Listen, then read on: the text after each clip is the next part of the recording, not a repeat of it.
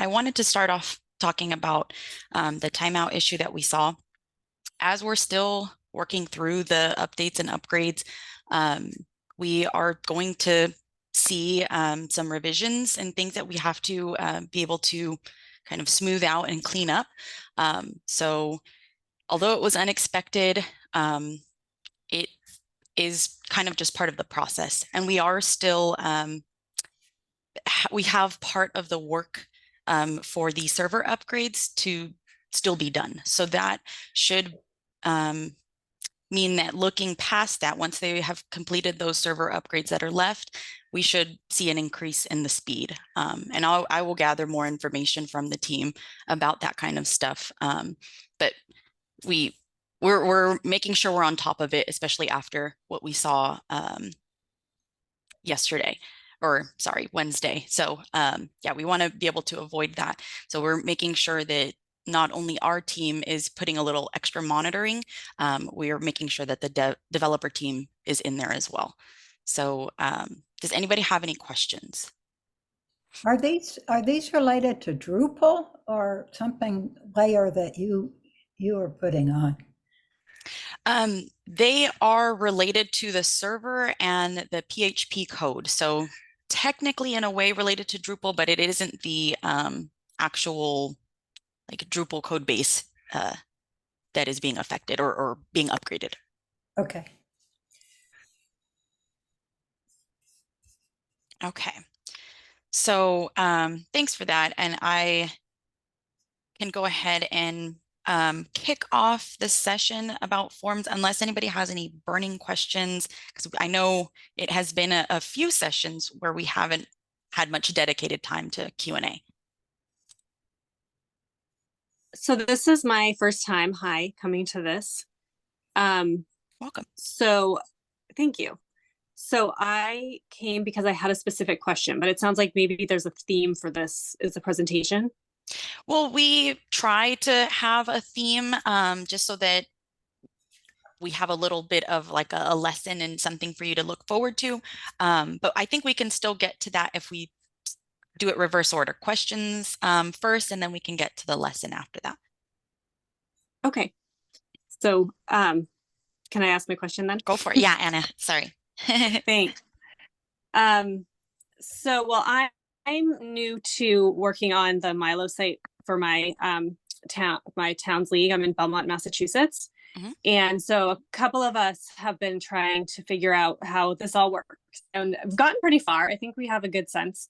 But the question I came with today was about managing members, because there's a link on the administrator menu called, says manage members. And when I go there, I can see maybe 12 members listed.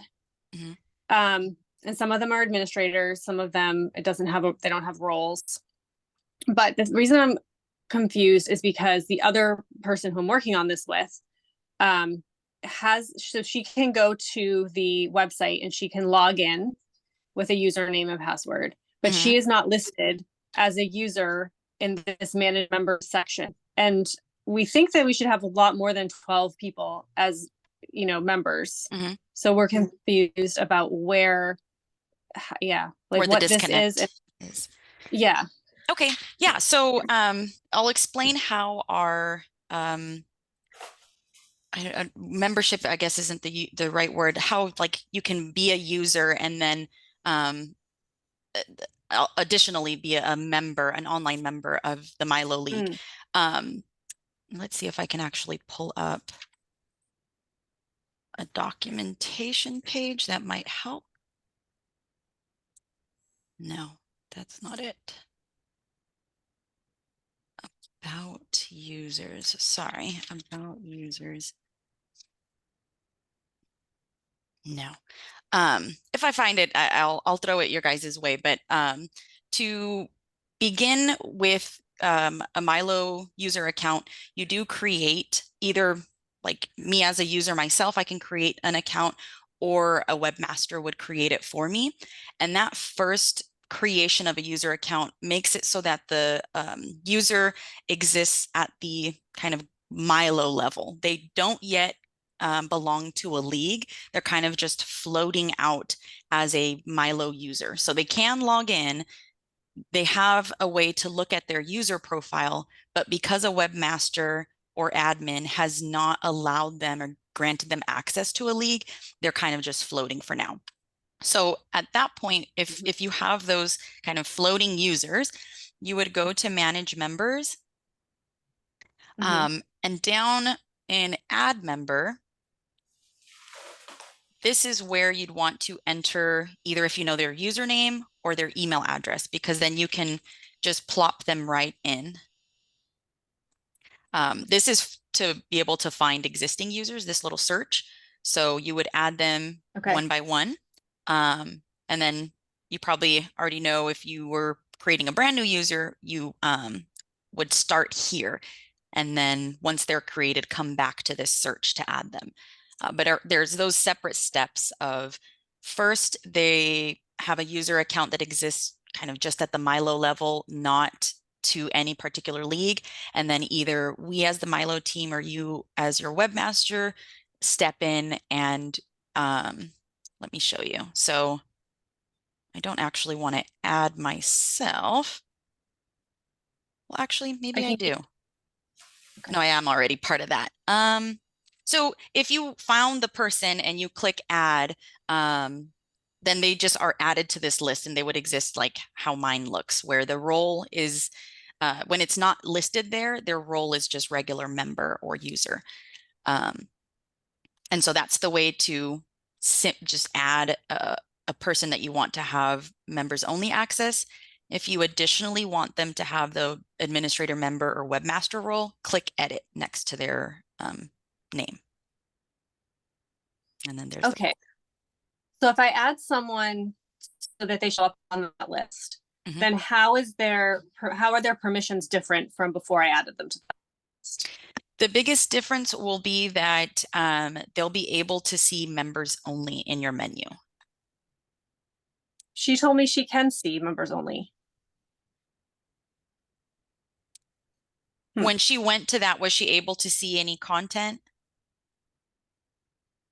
That may be part of the difference. I would say she could see that. She could see that, but do you think maybe if she hit read more, it wouldn't have worked? She was able to see this listing. Is she a member? Is she on your list? She's not on that list. Let's see. Do you know her? Do you happen to know her username? We can actually test it now.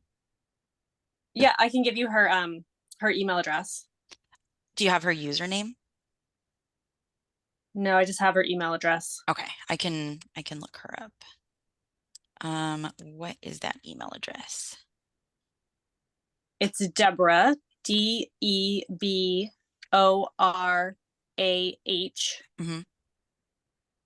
Lockett, LOCKETT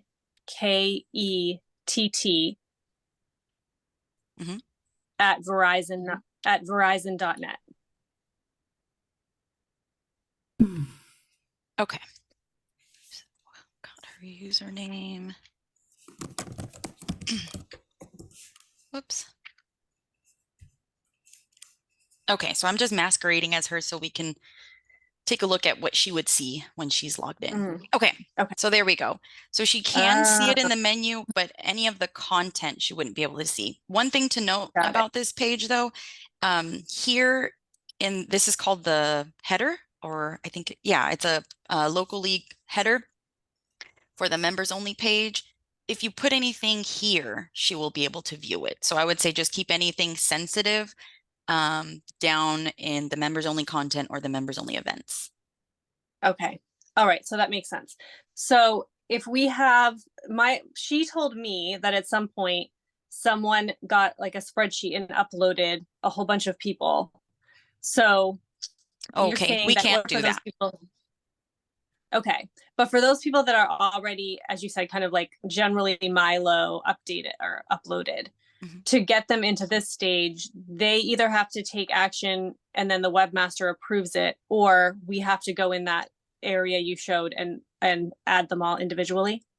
If they're already existing in MyLO, then typically it's just the latter that you would have, as the webmaster, have to add them to your group.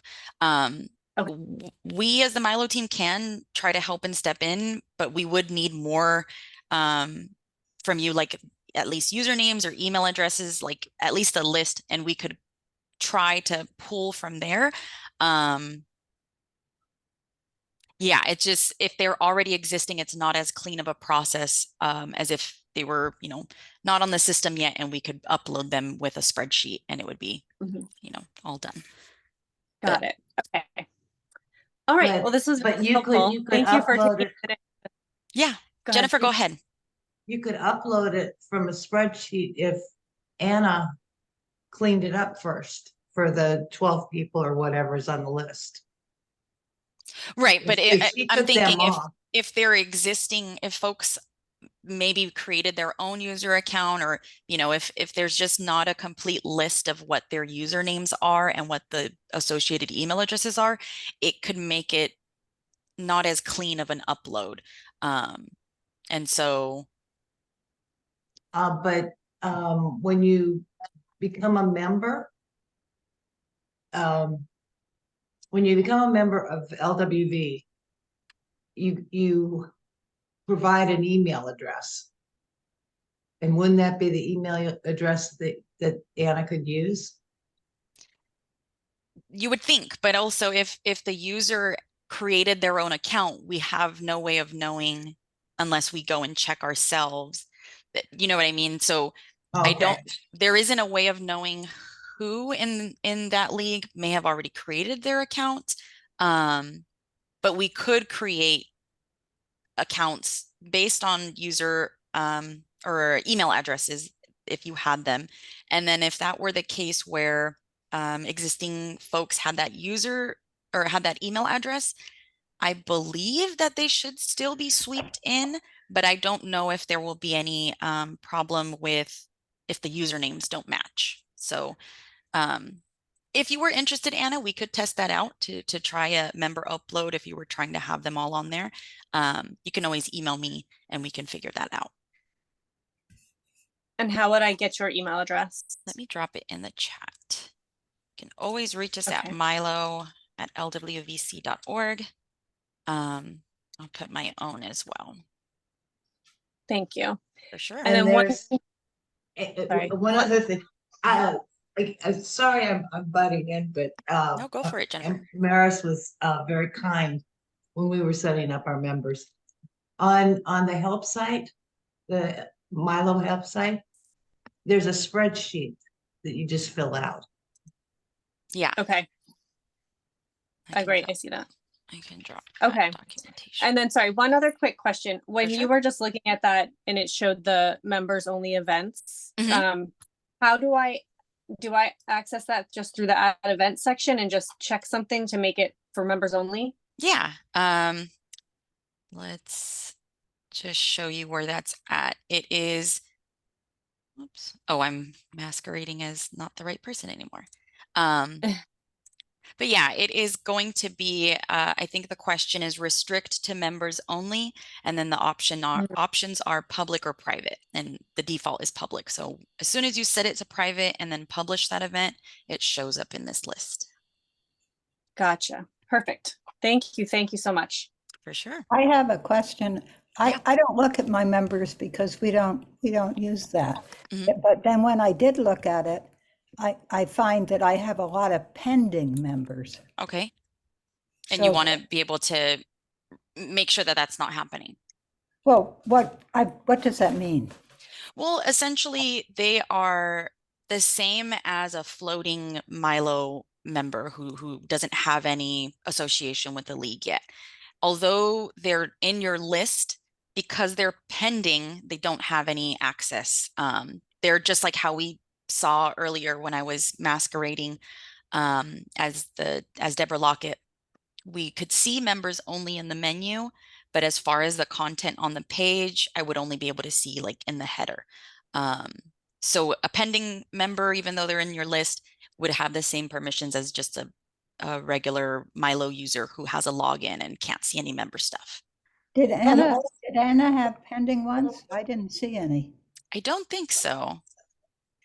And that Yeah. all No. depends on if you have allowed your league to be listed on the registration page. And that's something that you do have to Oh, manually oh, change.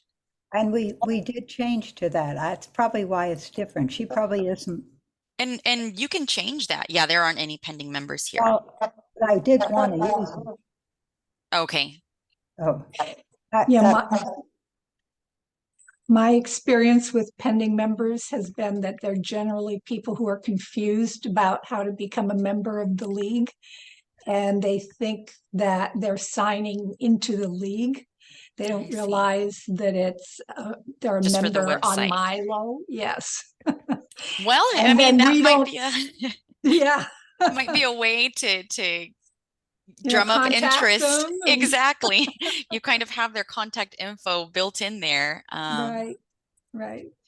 So in case anybody, either wants to set that or vice versa, I'm just going to show you where that's at in our demo site.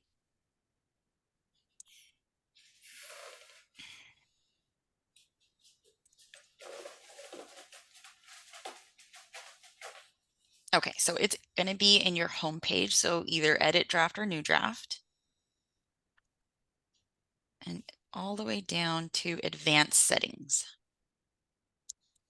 And there it is, the group register field. This is the default setting to not show up on the registration page. But once you do, let me open up a brand new browser.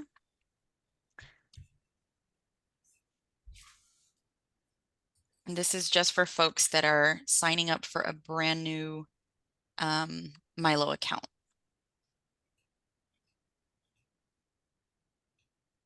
So on the register page, and then they would have to click, I want to create an account to convert this form. At the very bottom, that's where we see the list. I think most of these people are people I don't even know or want. And then you can go through and easily delete them if you were ready to.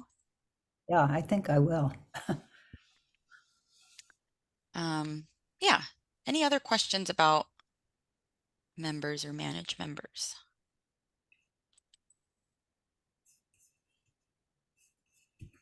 Okay. Did anybody have any other questions? Otherwise, we can jump in to today's topic. Okay, I see Lynette. I can't hear you. Sorry. Okay, can There you we hear go. me? I can. Okay, can you send us the link or where to find the Google Translation widget? Oh, yes. I think it should be. Wait, was it in the Google group? Let's search. Oops. Google Translate.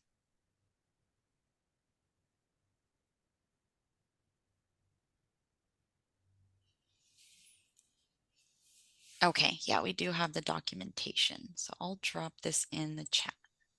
Thank you. Mm-hmm. And then I had a quick question, Maurice, to you and maybe the group as to when we're doing events, we would like to add RSVPs in the event invitation, the announcement on the website, so that you just have to, if you're going to attend, you would fill out this form and you would pay for the event.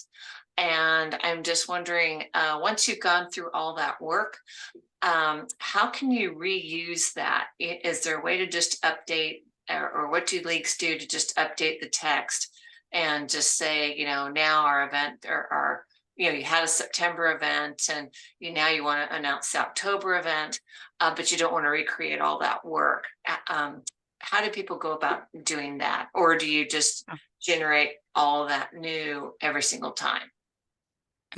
I'll jump in before anybody else does. I would suggest cloning. That is always the first easiest way to recreate something.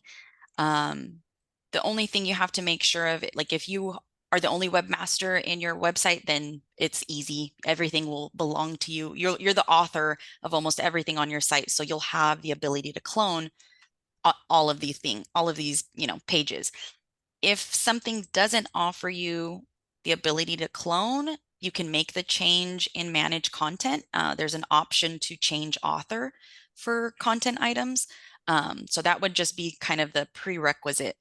And I can drop that documentation too. So yeah, cloning, because not only will it clone what would be like in the draft itself, but if you built a web form on the event as well, that would clone too. Okay, and same with the PayPal button, it would copy that as well. Yeah, the entire thing should be copied over, your email settings, all that. So that's where I would suggest it. Does anybody have any suggestions or how you go about handling events in that way? Maurice, Yeah. I agree 100% with what you just said. I was just wondering if there's been any progress on creating recurring events for us. We have put that a bit on the back burner. It's there. There has been some progress. It was a little messier than we were expecting. So I think that was the other reason why it was kind of put on the back burner. And then now with our, important upgrades and updates, it's a little bit further back. But I will make sure that that is going to be one of the next things at the top of our list once we are, good and ready. I think that will be coming up soon. Thank you. Thank you for reminding me. Yeah. Another feature that we'd asked for was a calendar, like a traditional monthly calendar. And so I put in a lot of Google calendars, embedding them. And now we've decided we don't think they look very good. So we're going to remove them. And they take up a lot of space. And if you take it, and so we want the MyLO one to be pretty visible, but then if you put this calendar ahead of it, and if you change to agenda mode, you maybe have 8 items and then this blank space till you get to the MyLO. So that's just sort of one of the features we were asking for, but the workaround wasn't particularly satisfactory for the people, for my people anyway. No, thank you. Yeah, I will check on that. That one I don't remember off the top of my head where we left off on that one. I don't know if other people want that, but the Google Calendar is not really that great. The text, I don't know. I didn't. Is it not as flexible as you would like? Well, it provides a lot of information.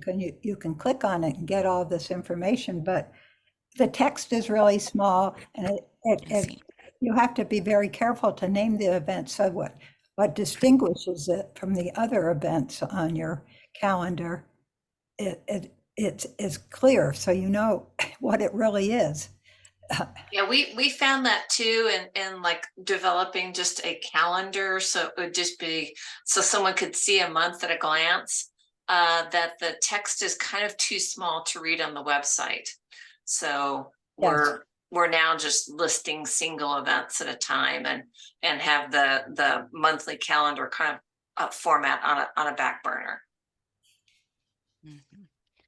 Yeah, no, we'll look into that. That is good a point too, that a monthly calendar could be not as easily viewed and not as accessible possibly. But like I said, I'll check in on both of those topics. Thank you. Thank you.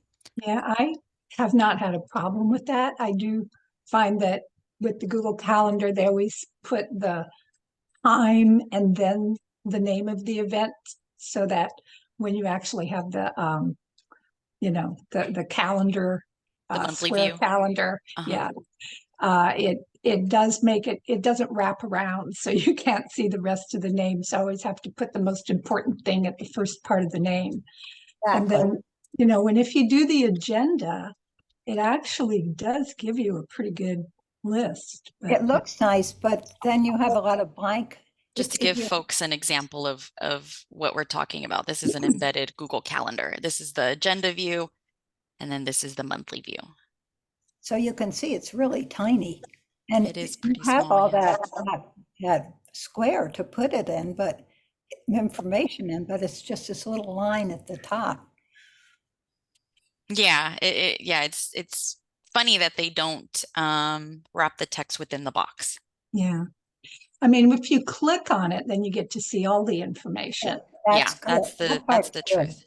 And I do kind of like the agenda view because then you can see the entire title of whatever it is. Hmm. But it And does then have the date and then the meeting under it and then the date and the meeting, you know, so it's again not as, I it's guess, pretty to basic. see, I guess. It's probably not laid out as efficiently as it could be. Yeah, it is a fantastic tool. I mean, with all the things, all the information that you can put in there. I mean, the mapping and the agendas and all kinds of different links. It's really fantastic. It's really just the display that we have trouble with, or that Mhm. we're not super happy with. Right. But Yeah, then you, we'll see what options we have. you have to, once you make your MyLO event, you can add it to a calendar. But it's you know, and it's another step you have to do when you make a MyLO event to make sure that it's on the Google Calendar. Hmm. Right, it is, yeah. Very true. Okay. I'm gonna go ahead and switch gears. If we're ready to go ahead and start talking about forms. Last time we kind of jumped around talking about different, I guess, kind of pieces of forms or the way you can build up different types of forms.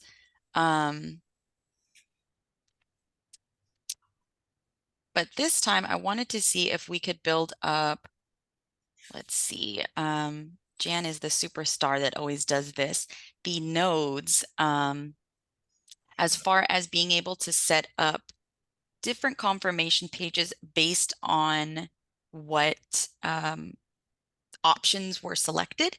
I feel I don't want to jump into that if anybody feels like they may not make use of this. So as an example, Jan has from Orange Coast had set up her join form in a way that um, depending on not only your form of payment, whether it was check or online, but also depending on which membership option they chose, they would have a unique confirmation page. And the biggest upside to this that I saw was there wouldn't be any confusion about, well, I accidentally chose the wrong membership level and I paid, you know, this other amount. Having each not only payment type but membership type go to their individual confirmation page will mean that they're only seeing one payment button and one payment option. So that's where I think that that is really beneficial. And I wanted to work off of a form I already have. Let's see. Sorry, I just have to search through and see if I have one that might be a little better for a membership page. So I'm going to try and find a web form. Let's just go off of that.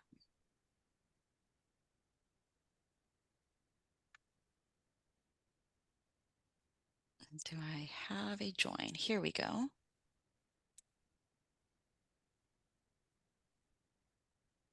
Okay.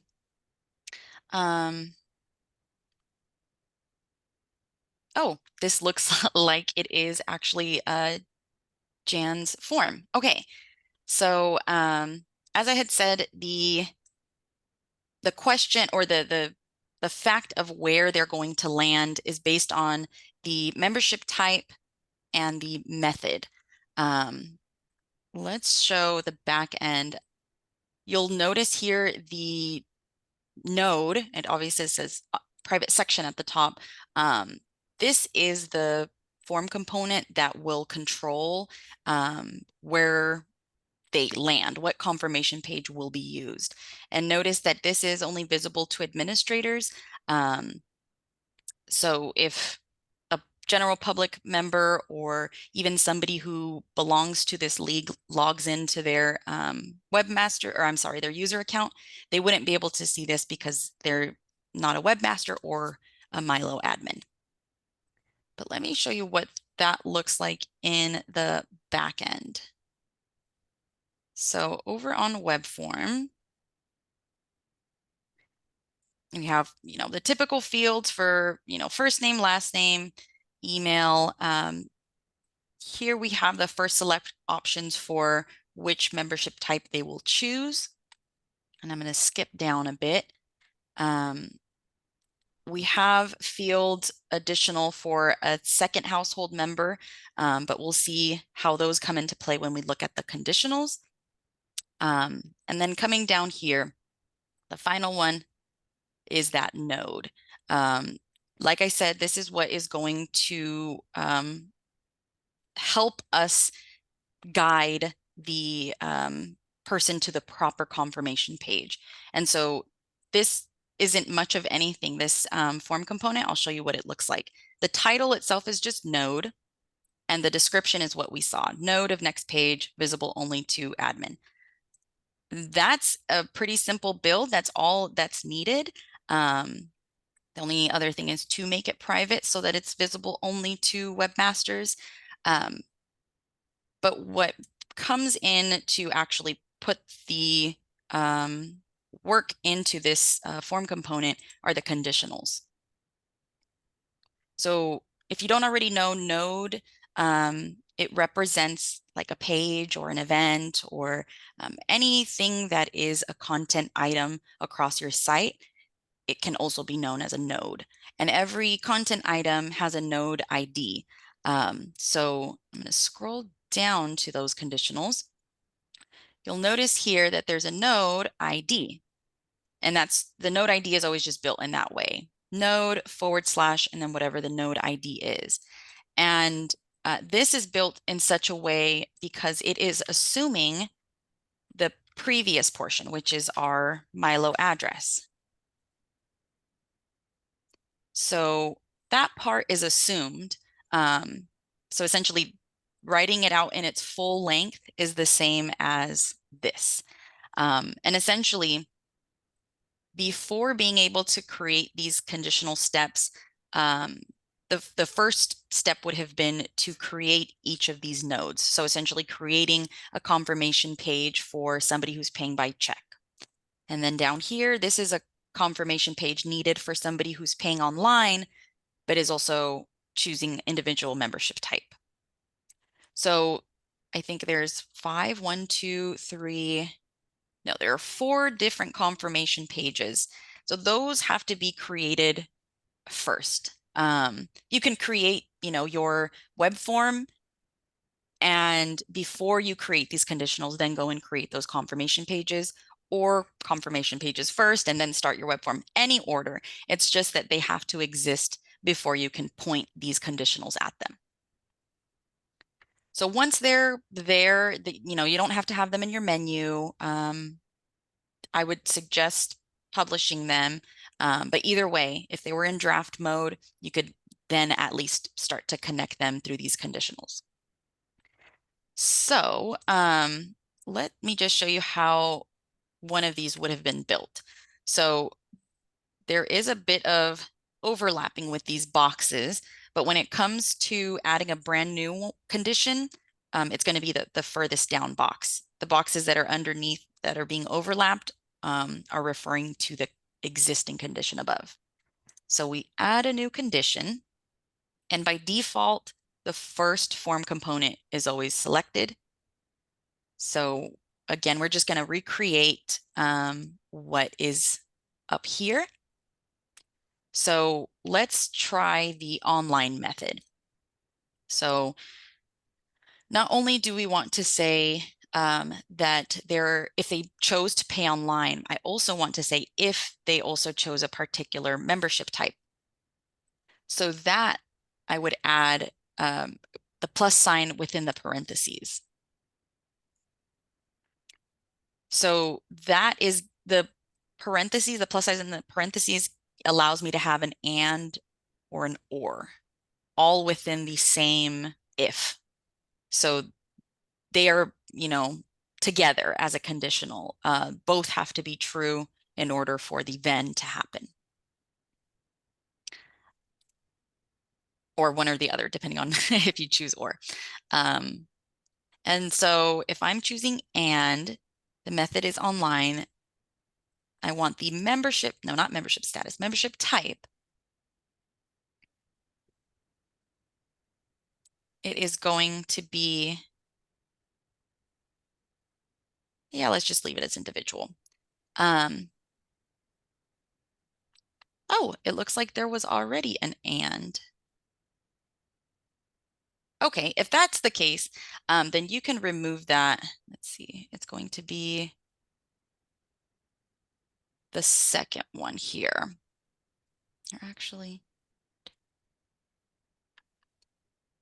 no, sorry, I'm just going from the bottom up. So this one here is for this line. I'm going to remove this here. Nope, I guess I moved the wrong one.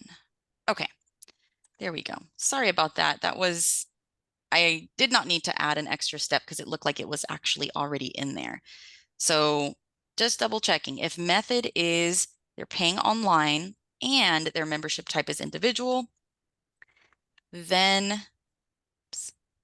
we choose the node, it would be, and we choose set to. And then this is where we provide that node ID. So I don't actually have one, but let's see if I can just, let's just send them to our donate page. Whoops. So Maurice, just to confirm, the nodes are basically pages in MyLO. It's like an identifier for the page that we've created in MyLO somewhere. Yes, and it's like a direct link to that page. Is that right? Correct. Yeah, Okay. it's a unique identifier. And instead of the whole name. Right, because the name of a page or event, whatever it is, that is usually what helps to generate part of that item's URL. And typically, if you change a page's URL or a page's title, then you're changing its URL. The good thing about the MyLO system is that anytime that happens, an automatic redirect is created. So there's some cushion there, some safety there. But the biggest upside for the node ID is that even if there's a title change a million times, the node ID gets you there without need of a redirect. Yeah, it never changes unless you delete it completely, I guess. Yeah, yeah. It's like if, then you know, it's the node is the person, the page title is their hair color. It can change, but the node is still the same. Got it. Okay, so I just wanted to pull the node ID from my donate page. This is the easiest way I've found.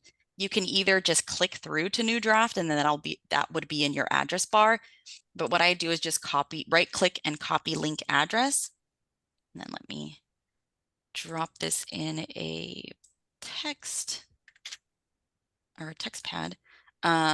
So we want to have just the node ID, right? So we remove edit. And then, as I said, this in its entirety is the same as this.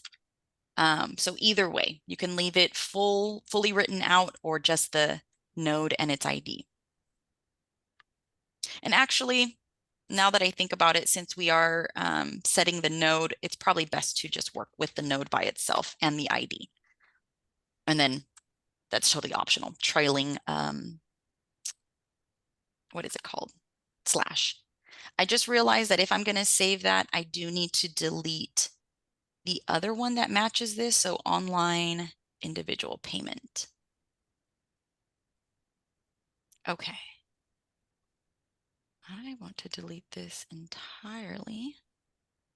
Whoops.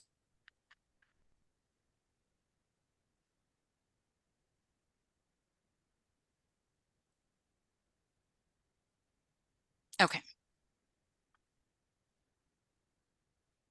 So now I've replaced that with my own, and I'm going to go ahead and, before I fill out the form, I just want to make sure I don't have any emails set up.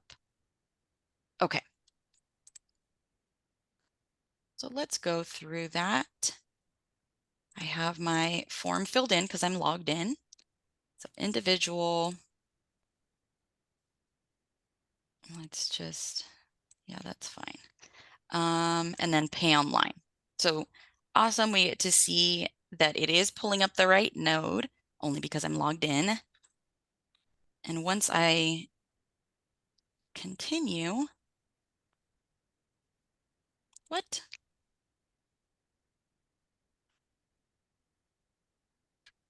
Do I not have her form set up correctly? Oh, let's make sure my confirmation page is, yep, that would help. Yeah. So we have the custom URL and the confirmation page set up here. I'm not entirely sure what went wrong. Let me double check. I'm going to remove the slash.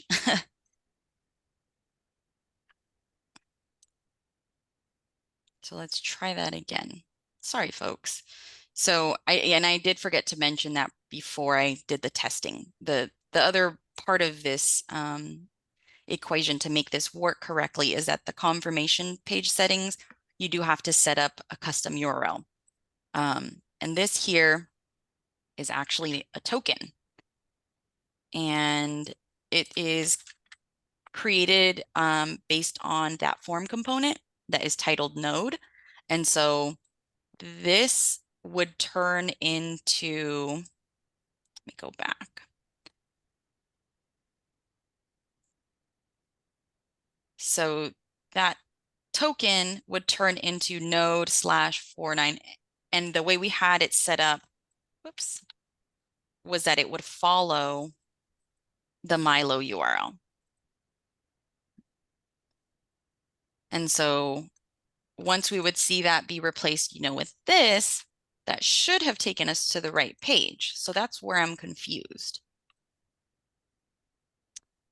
Even though you don't try have that again. you don't have a message in your confirmation? Right. It shouldn't, that we don't need a message there because I have set up a redirection location. Let me double check. Yeah. So that instead of using this confirmation message section, we're actually going to use this custom URL so that the final portion here, it will just be swapped out depending on their combination of answers. So let's just try it again. It should have taken us there. I don't know if it has anything to do with my other options. I'm not sure. Pay online.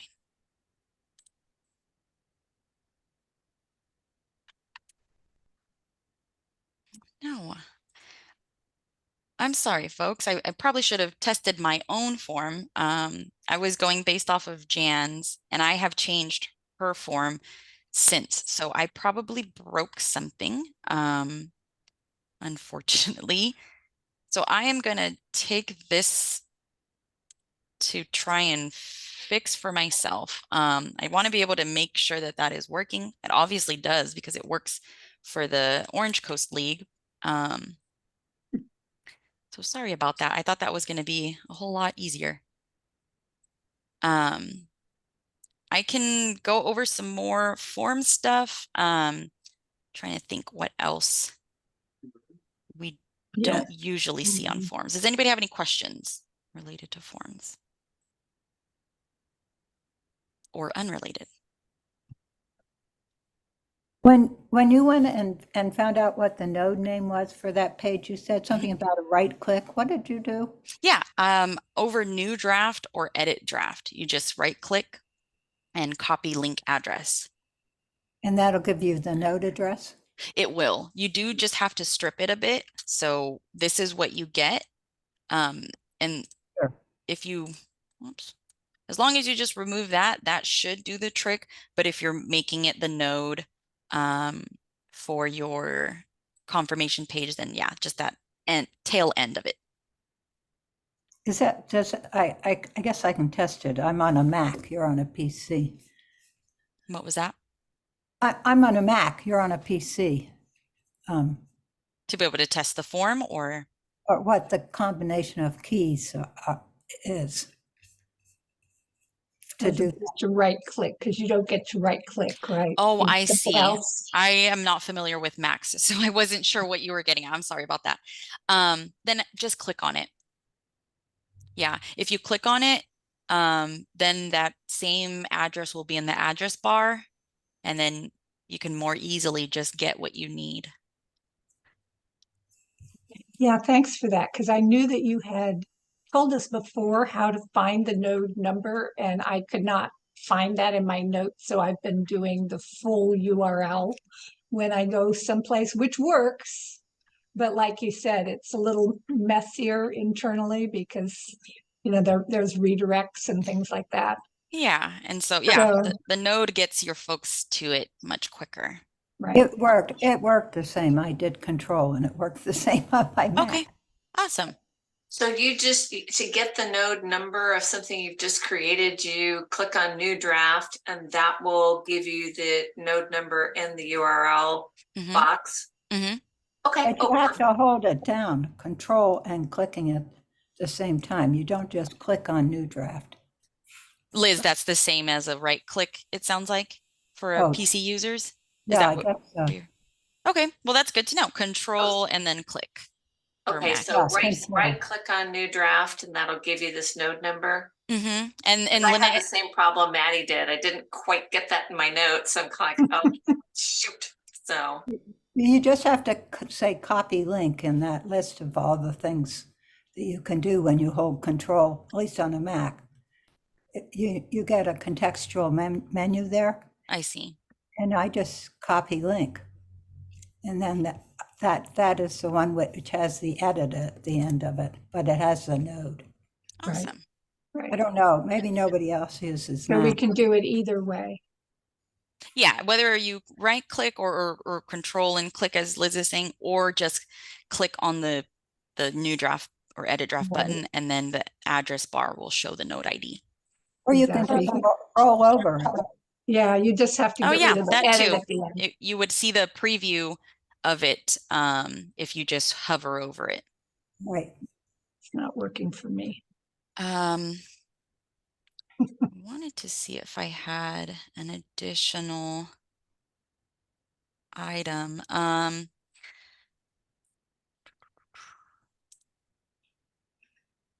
also trying to think a little bit out of the box because I know a lot of us probably have a bit of this background knowledge. Let's kind of just review a bit of what we talked about last time. The form component types. I'll show the list here. We have a good variety of them. So these are the different ways in which you can collect data from the form filler. Some of them aren't for data collecting. Some of them are just for, you know, how things are going to be laid out on the page, like a page break. Markup is a way for you to add like pictures or text or any kind of formatted text in the middle of a form. A field set allows you to group multiple form components together. So there's a lot of different things to choose from there. I want to go over select options because that one is pretty, I feel like it's pretty powerful and it's probably going to be one of your most used ones. Obviously, as the name says, it allows the person to select from a number of options that you've provided. So with every form component, you have to provide a label. The form key is usually taken from the label. The system just fills it in automatically. The description is totally optional, but that usually displays under the options. And then here we have the options themselves. So you'll notice that each line has 3 parts, I guess. So the first part on the left, obviously, if you look down the line, I just have a 1, 2, 3. I just have a basic numbering system. But that part on the left is what's known as a safe key. It is the same idea as a form key. This here, the token is actually, whoops, this portion here is the form key from that previous form's particular form component that was titled node. So if I wanted to create this token based off of my current form component, I would change node to your underscore choice. And that would represent the particular answer that somebody would have provided to this question. If I want to take it a step further and say that I want to just show one particular option, then I can add on to this token, and then I would add either a 1, a 2, or a 3, because the left side is that safe key, same as a form key, or same idea. So all that to say, you can create tokens with these, but 99.9% of the time, it doesn't happen when it comes to these options, because it's usually easier to just write these options out. I would say the previous example I gave where it was just using the form key and not going further down the line to include the option, that one is awesome because it will actually show what the person's option or their selected option was. If you are going further down to drill down to a specific option, you might as well just type out the option rather than creating a token that will pick that information up. So because of that, I typically say that a safe key kind of naming convention of 1, 2, 3 or ABC is probably easier for your own just when you're adding things. The other option would be make the safe key similar to your readable option, something similar to how the label and the form key work, if you do plan on creating tokens. But as I said, it would be easier to just write the text out of the option rather than creating a token so that it's the system doing the work. So if I wanted to add more, I totally can. I just keep adding my safe key to the left, make sure the safe key is followed by a vertical bar, and that vertical bar should be above your return key. And then what follows is some readable options. So this is going to be what we see when we're filling out the form.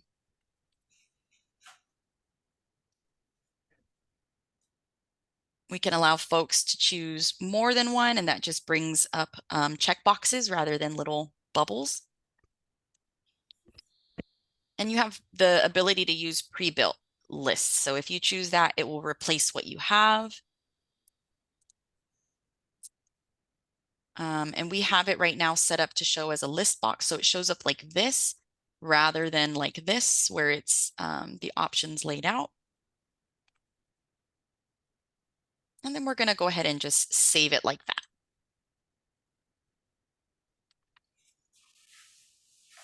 So let me take a look at what I have there. Okay, so since we're able to add more than one option, it looks a bit different than what we saw the previous example of a list box look like, but it's just because, you know, as you add one or more, you can take away with that X.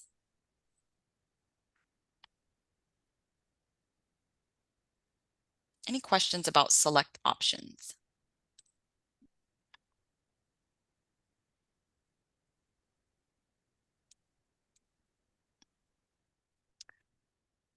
Okay.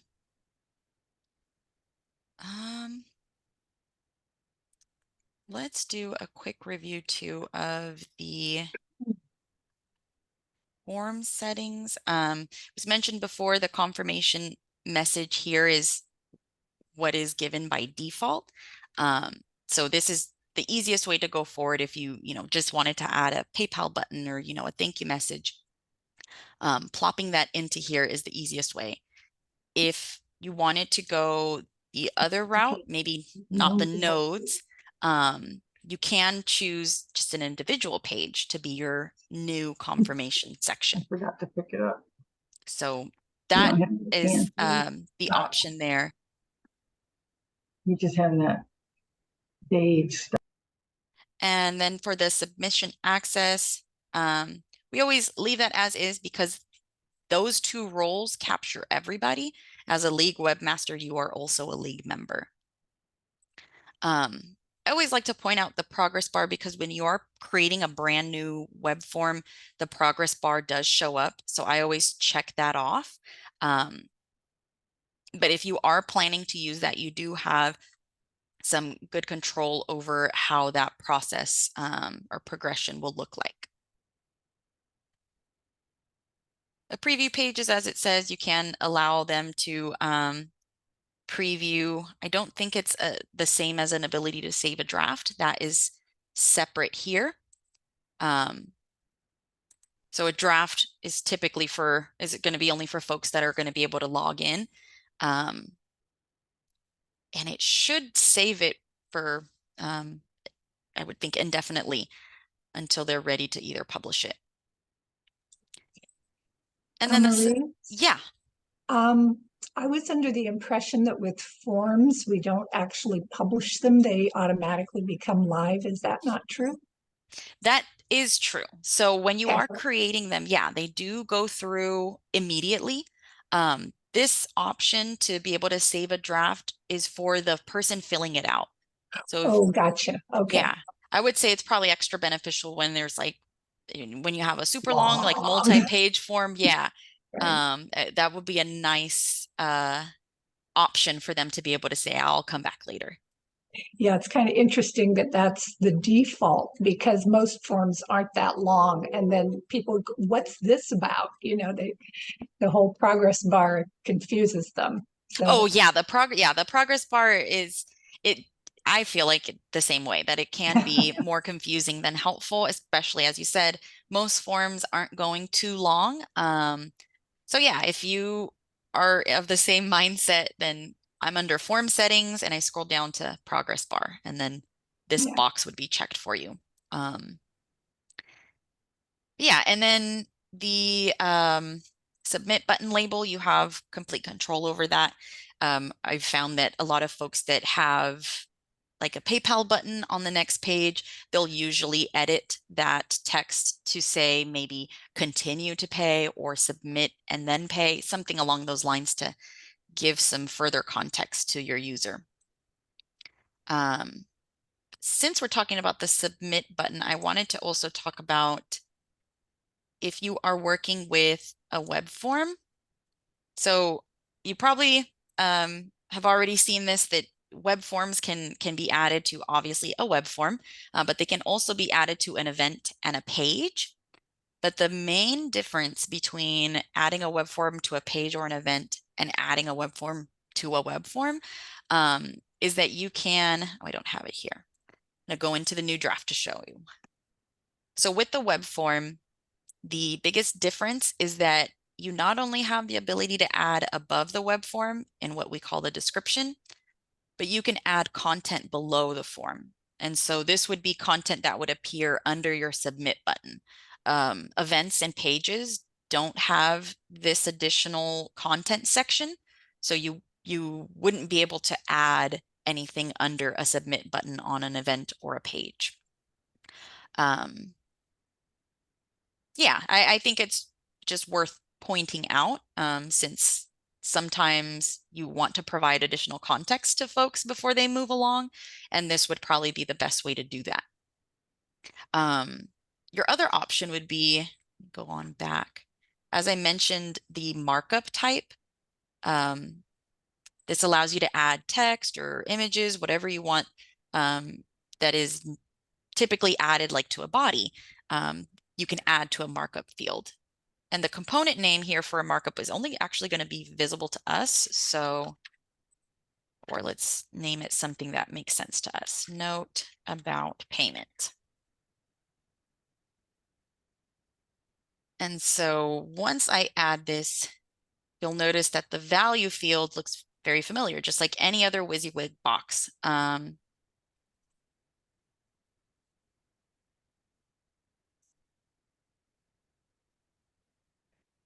Something like that. And as I said, you can format it so maybe it'll be a little bit more eye-catching. And then we choose where we want it to display. Typically, well, by default, form only is the option. I would say typically that's probably the best option to go with, since this is an instruction for folks who are filling out the form. You don't really need the instruction once you have filled it out and you're seeing it via email. But know that this is in your back pocket if it is something that should not only go to the form filler, but maybe your team is receiving a confirmation email and maybe they should see this information too. So you have that ability to choose between those options, and we save the component. It's already down at the bottom where I wanted it to be, but know that you have these little grabby handles. You can always rearrange stuff. Just make sure you save after the fact. But let's see what that looks like. That note should be right above my submit button. So, Amaris, Mhm. the advantage of using markup instead of just a text field is that it can be moved around and formatted like you've got there. Yeah, the text field is for the form filler to provide you text, and this markup allows you to put text for them to view. Okay. Yeah, and so with any form component, you can rearrange it and move it around. Any one of these, we can have them in a different order. But that particular markup is just, it isn't asking anything of the form filler. It is just you providing them either text or a picture, whatever you're putting in that markup. Okay, thank you. Mhm.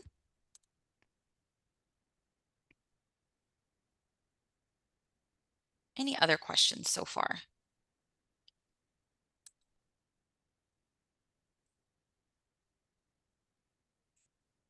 Okay. I know we went over this last time, but I do want to point out, in case folks haven't already seen, see if I can find it. If you are hoping to use a web form so that you will have a way to hide your emails, that is really one of the #1 reasons why we came up with the web forms. Not every league has here we go. This is the form. So not every league has the email addresses, like the alias email addresses. And so if folks are still using their own personal email addresses, then a web form would be what we would recommend. So this is the basic setup. Who would you like to contact? And there's several options to choose from. And then name, email, subject, message. Let's take a look at how first we have that list of options set up. So it's similar to how we saw before. This is the select options type of form component. The form key was built off of the label, and then the options here. This time, my save keys are just based off of the readable option. And again, it's totally fine. If I went with the 1, 2, 3 ABC or like this, either one of those methods, it's going to work for me as long as you have the structure built up properly. So the vertical bar and then the readable option following. Yes, so Amaris, Mhm. what you're calling the safe key, that's kind of the machine readable key. And I guess the biggest thing about that is it can't have spaces in it, but the Correct. one on the other side can have spaces. Yes, thank you for pointing that out. Yes. So if you are trying to have, multiple words or whatever the case may be, as Maddie said, use underscores on the left side, and then everything to the right of that vertical bar can be written as just regular text. So spaces are valid, capitalization, everything that you're inserting there will be visible to the reader. Okay, and so we are allowing multiple as we did before. Perfect. So I didn't make any changes. This is almost the same exact setup as we saw in the previous select options. So now this is just the form component. We've allowed the form filler to say, I want to select the president and the secretary. Now that they've selected them, we have to fill in that blank of who is associated with the president, who or which email is associated with secretary. So coming on over to emails, we actually have it set up already. But the way we did it was we selected for the the recipient to be whatever the value of who would you like your message sent to would be. So if that value is president, then we are listing what it is here. But the reason for this, it's kind of like a token. So the value we don't know yet. We only know it as soon as a form is submitted. But when we go to edit, we are specifying what it is for each of those options.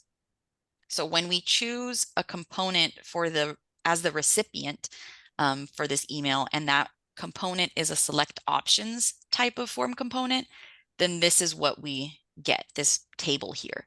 So it would present you with each option that you've already added, and then this is what it looks like when it's empty, for you to be able to add in whichever email address should be associated there. You can have more than one, just separate it with the comma and type in that other address. So I'm going to test this out. Let's reach out to the director and president. We have the sending enabled already. The email header details are completely customizable. To know about the email from address, this isn't a real inbox. So if you expect folks to reach back out, maybe just replace it with your league's email. And then the email template is definitely customizable as well. The default is what we see here. It's going to show the submission date, the user if they were logged in, and then this would be all of the answers and questions on the form. And then this is a way for those who have results access, so webmasters or admins, they would be able to click on this and go look at the same result on your MyLO site. So if this email was meant to go to a public member, maybe just remove that. But otherwise, you are good to save. And then I'm going to test my form out.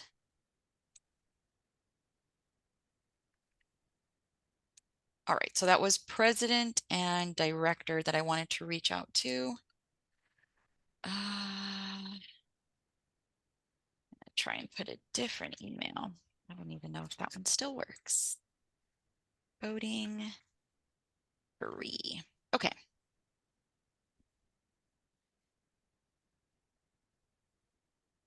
So upon submitting,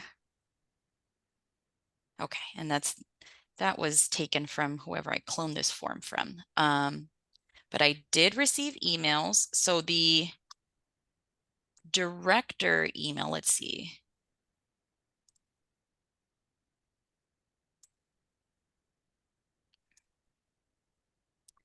So I received, this was the message to the president.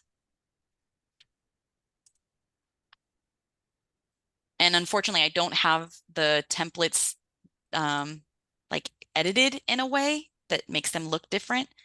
This one was one of the emails that was listed under director. And this is the other email that was listed under director.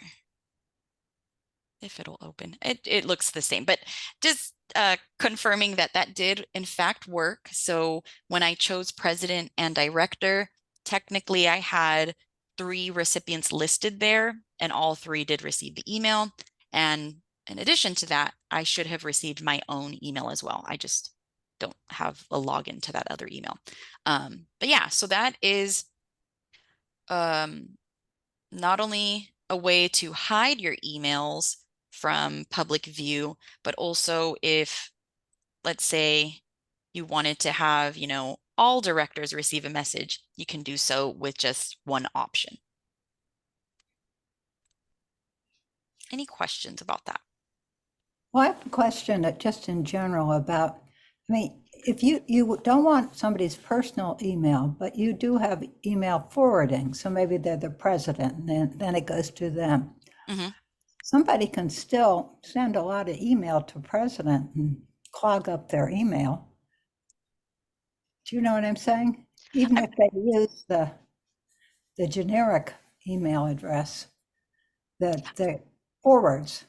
Mm-hmm. I think that would be a risk, I guess, with any email communication. There's always a chance that an email address could get spammed. But I don't think that an alias email or a personal email or even a web form would increase that risk. I think it's just, typical risk that we take being online. Well, my directors are a lot of them are concerned now that we haven't protected people enough. As far as via email? Yeah, occasionally, we're having such and such a meeting. Just email the membership, the actual name, you put the membership chair's email. And you can just have your alias membership at, Mhm. and that'll protect them a little more. But we just think this is something we have to look at our website and make sure we aren't using any personal emails. And because we put our voter up there as a public document, Mhm. so we have to scrub the voter that. Oh yeah, make sure that there aren't any personal emails listed there. Yeah, does anybody have any comments about that issue of protecting, not showing any personal emails on your website? Yeah, we don't. We have the aliases set up, so there aren't any personal emails there. We don't have personal emails on ours. We have We don't some, either. we have some, but we don't write them out. We create them as links, like in the voter. So when they click on there, then they can see what the email is, but it's not actually in the text. It's kind of hit or miss. Well, that's not quite as protective, right? Because a bot Right. can go there and look at the HTML, right? But thank you. I do want to point this out too, that this is one way that MyLO protects email addresses.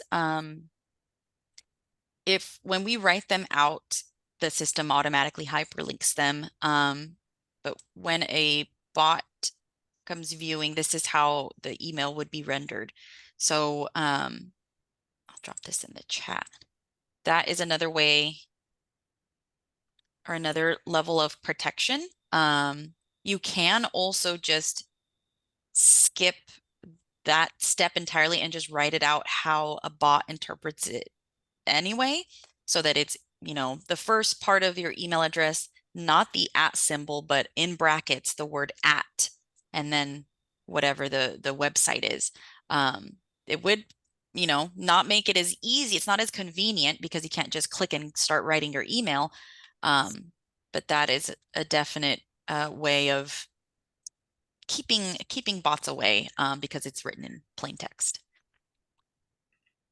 as long as the person who's sending the email is smart enough to notice. I'm not trying to put people down, but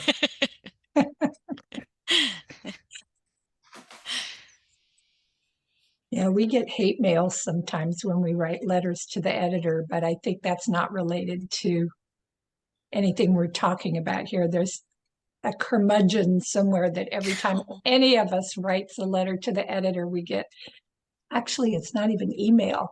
It's like a photocopy of our letter in the paper with comments, very derogatory and sometimes really, Oh no. you know, yeah, I mean, I get them personally too whenever I write letters to the editor.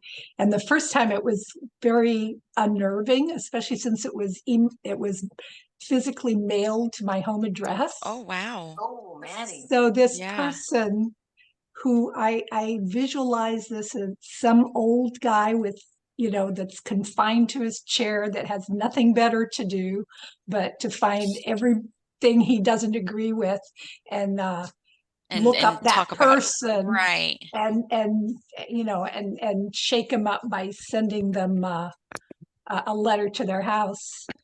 No signature, Wow. of course, or anything. Right. Yeah. No, that would be too brave of the person. Yes. But since we all get them, we kind of just laugh about it now. The first time it was a little unnerving, but Oh, I bet. Well, I'm glad that, I mean, not really, because then you all are going through it, but at least you're not alone. yeah, and you well, have and your team. the level of feeling of threat is a lot less if you know that that's about as far as it goes, and that True. that's just what this guy does. He's entertaining himself, I guess. Oh man. Yeah, our president was saying, well, the league is getting hate mail now, and it was after we wrote something about voting rights as a letter to the editor from our league. Well, must be doing something right. I mean, otherwise they wouldn't be noticing. Exactly. Yeah, there's trolls everywhere, and Yeah. there's just a fact of life, and we do what we can, but can't worry about it too much.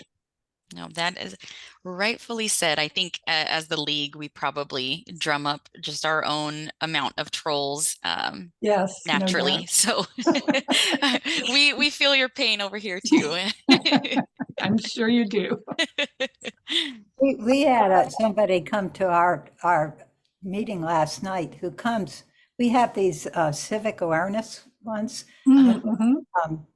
and this one woman shows up, and she's of a different point of view, and she always asks a question. And my friend was holding the microphone and wanted to be sure that she couldn't take it. It was like a tug of war. Oh, my goodness. Wow. She isn't even from our community. She's from the nearby community.